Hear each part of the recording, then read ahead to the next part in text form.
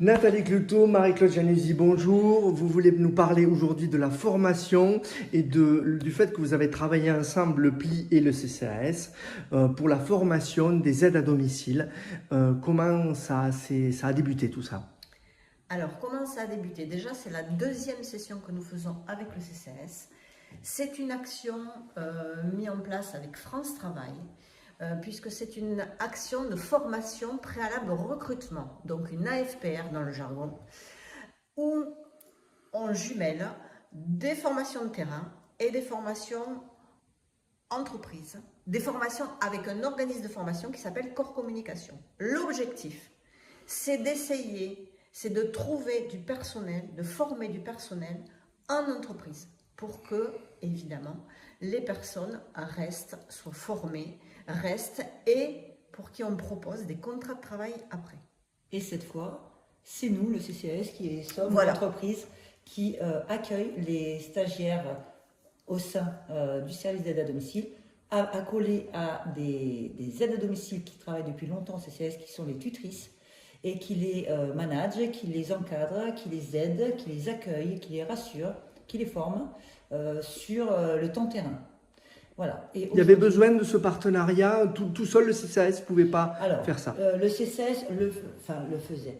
Le CCAS recrute en permanence, et les autres organismes comme nous aussi, parce que c'est un secteur d'activité en tension, le secteur de l'aide à domicile, et on a tout le temps besoin de personnel pour aller au domicile des personnes âgées, pour les aider à vieillir à domicile le plus longtemps possible. C'est pas un métier facile. C'est pas un métier facile. Donc le CCAS le faisait, mais il y avait souvent des couacs, on va dire, dans le sens où, quand vous accueillez des gens et que de suite vous les lâchez sur le terrain, ou vous les accueillez et vous les gardez pas assez longtemps avec une tutrice, comme on nommait, et il n'y avait pas d'organisme comme Corps Communication pour les former au niveau théorique, forcément, il y avait un manque de savoir et de savoir-faire.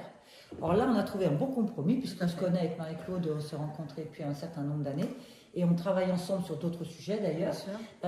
Et son savoir-faire, plus le nôtre qui est celui du terrain, plus un organisme de formation et France Travail qui nous a trouvé les candidats, à nous quatre, on a fait un bon cru cette année, on est assez contents du bilan qui vient de s'effectuer. Justement, on a eu 6 stagiaires. Sur ces 6 stagiaires, 4 vont être recrutés par le CCS d'ici lundi.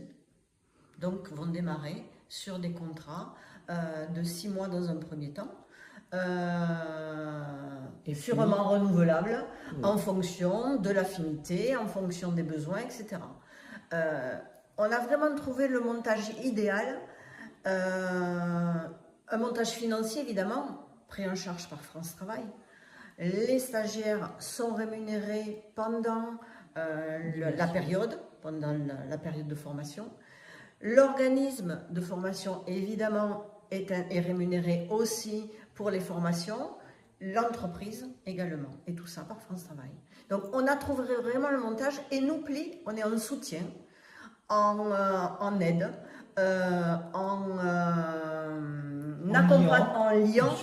support de tous les partenaires. Et il y a un mot, une phrase à la mode qu'il faut connaître, la mode elle commence à dater, c'est le PLI aide à lever les freins. Oui. Parce que les gens qui viennent pour faire cette formation au sein de notre structure et repérée par France Travail, c'est des gens qui cherchent de l'emploi, qui ont envie de travailler, parce que le travail permet l'indépendance, et parfois il y a des freins.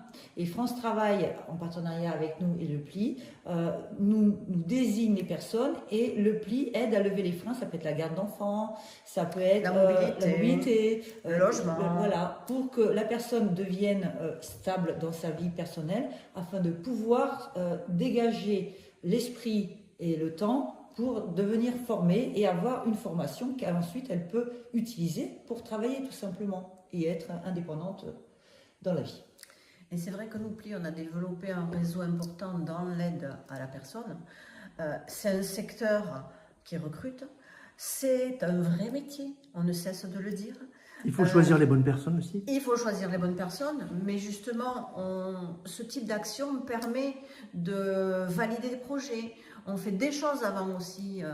Par exemple, avant cette formation avec le CCS, on a fait des immersions de 3 jours pour voir si ça correspond, si la personne est bien en phase avec le métier.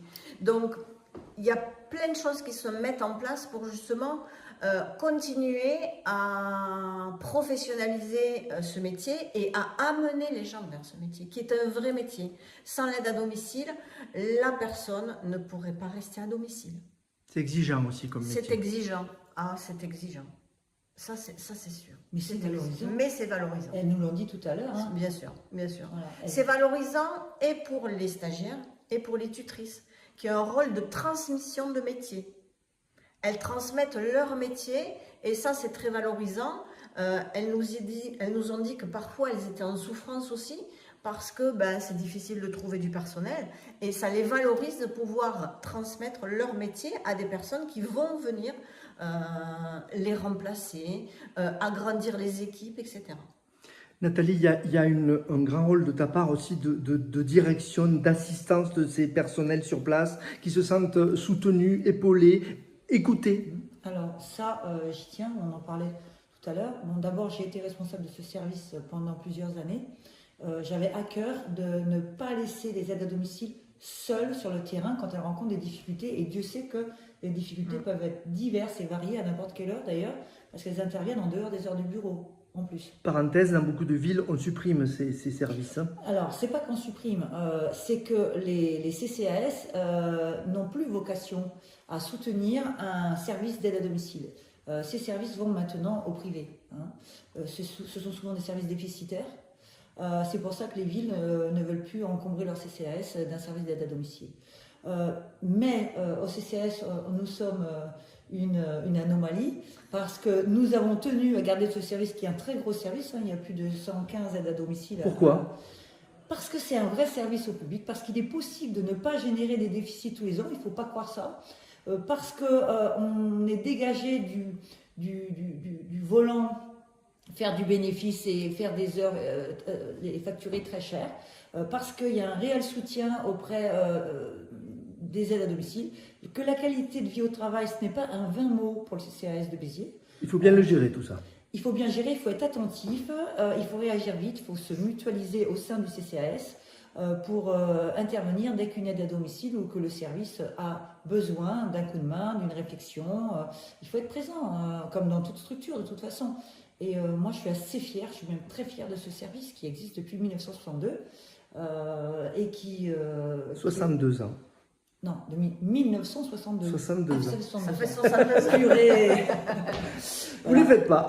Non, bientôt. Ouais, j'ai bientôt l'âge du service, mais j'y étais pas à l'époque. Voilà, donc je suis très fière de ce service. Je suis très fière du travail accompli par les agents et des tutrices de nos nouvelles apprenantes.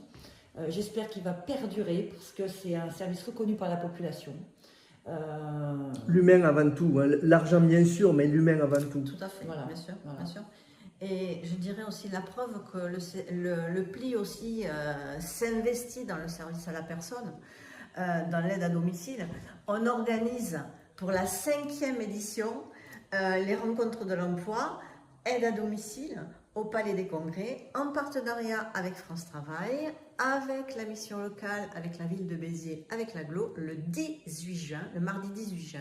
C'est l'appel. Le matin, L'appel à l'aide à domicile. voilà, l'appel à l'aide à domicile. Et ça fonctionne, hein. Et ça Si c'est le 5e, c'est que... Exactement. Il y a des besoins, hein. Les Il y a des structures, il y a des besoins et les structures nous le demandent à chaque fois, quand est-ce que vous refaites la session.